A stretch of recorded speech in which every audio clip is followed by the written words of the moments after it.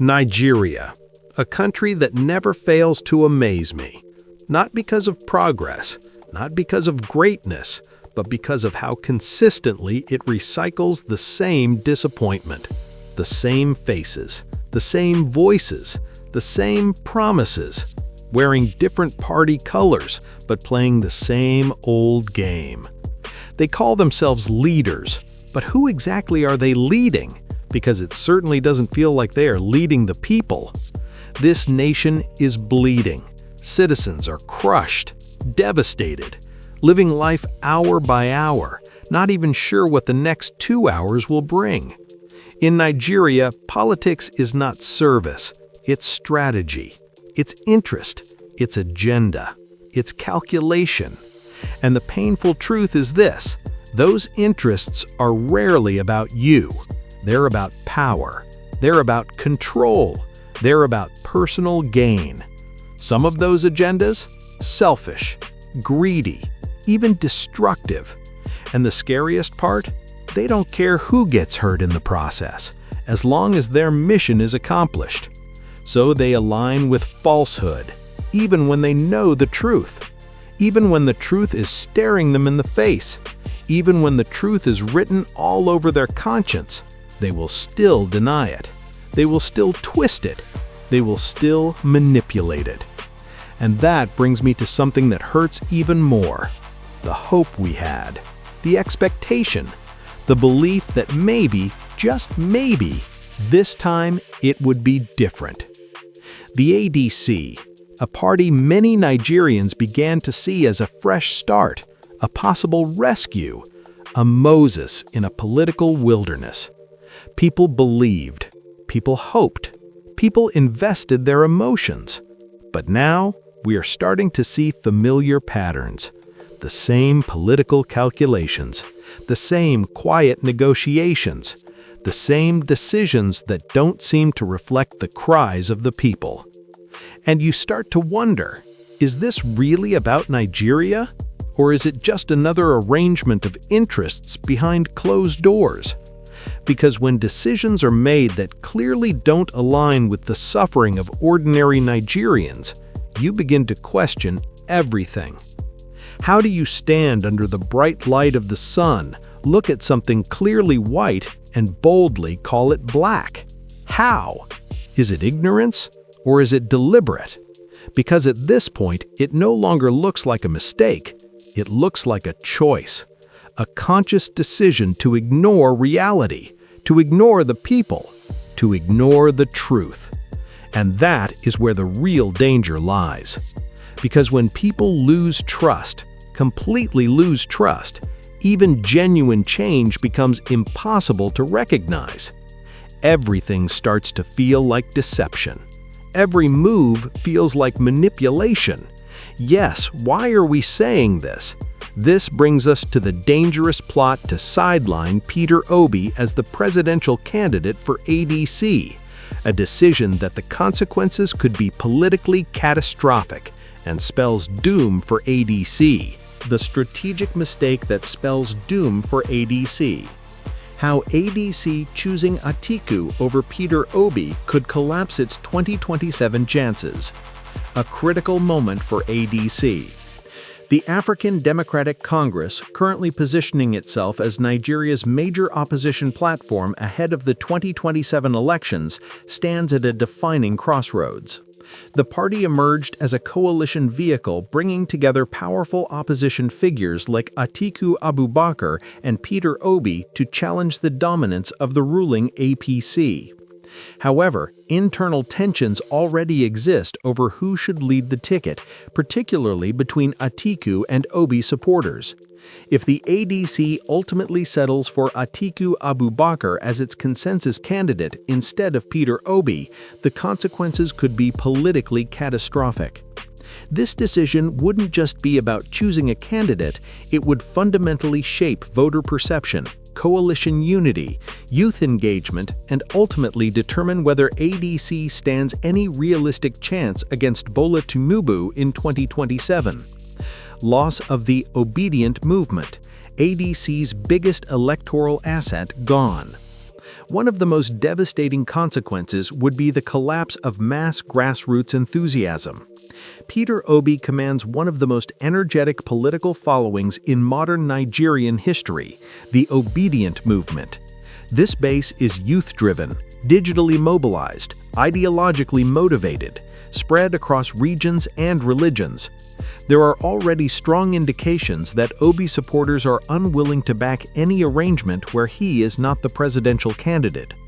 Many have openly rejected the idea of him playing second fiddle. Implication: millions of committed voters may withdraw completely from ADC. Voter turnout among young Nigerians would drop significantly. The emotional energy that fuels electoral upsets would disappear. Without Obi, ADC loses not just a candidate, but a movement. The recycled politician problem. Atiku Abubakar is one of Nigeria's most experienced politicians, having contested multiple presidential elections, 2019, 2023, etc. While this gives him structure and name recognition, it also creates a damaging perception problem. Many Nigerians, especially younger voters, see Atiku as part of the old political elite, a symbol of recycled leadership, a continuation of the status quo. Even respected political voices have argued that Atiku stepping aside could signal a new political culture rather than repeating familiar patterns. Implication: ADC would lose its change narrative. Tinubu, also an establishment figure, would face no clear ideological contrast. Voters seeking transformation may disengage or fragment. In a country where frustration with old leadership is high, this perception alone could cost millions of votes. Fragmentation of the opposition coalition.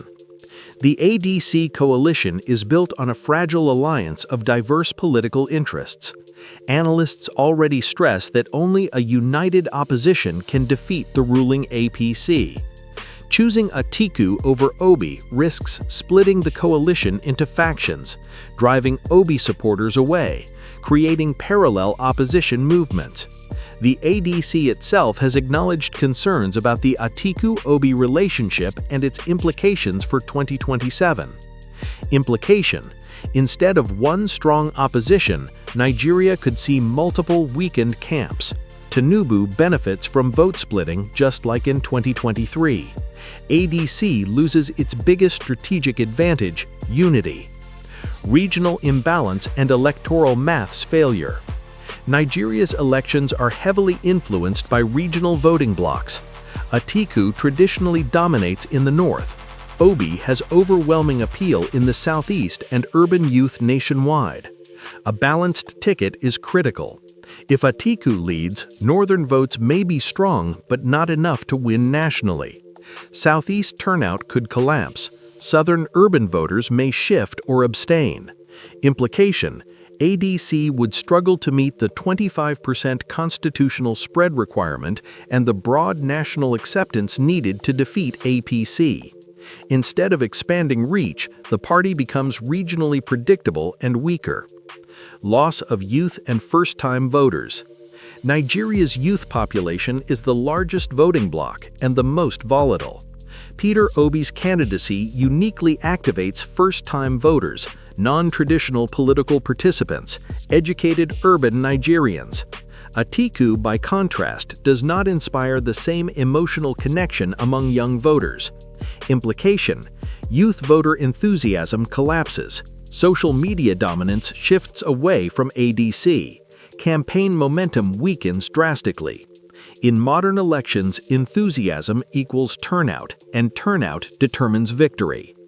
Weakened campaign energy and narrative. Successful campaigns rely on a powerful story.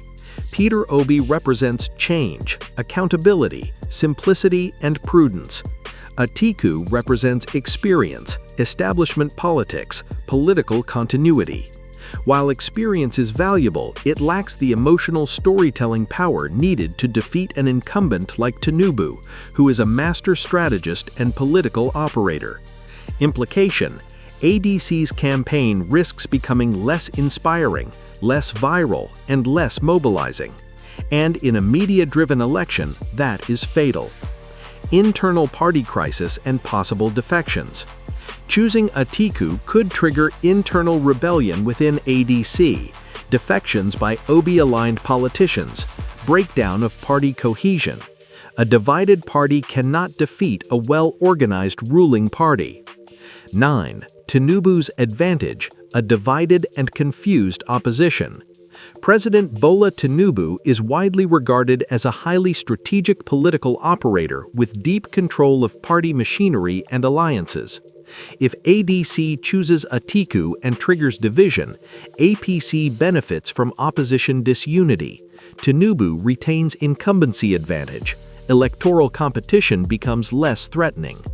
Implication: ADC effectively hands Tinubu a smoother path to re-election, a fragmented opposition landscape, reduced electoral pressure. 10. Perception of poor strategic judgment.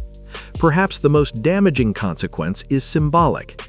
If ADC overlooks Peter Obi, arguably the most popular and momentum-driven opposition figure, it signals poor political calculation, disconnect from voter sentiment, elite-driven decision-making. Implication: voters may conclude, if this party cannot make the right internal decision, how can it govern Nigeria? That perception alone can destroy credibility.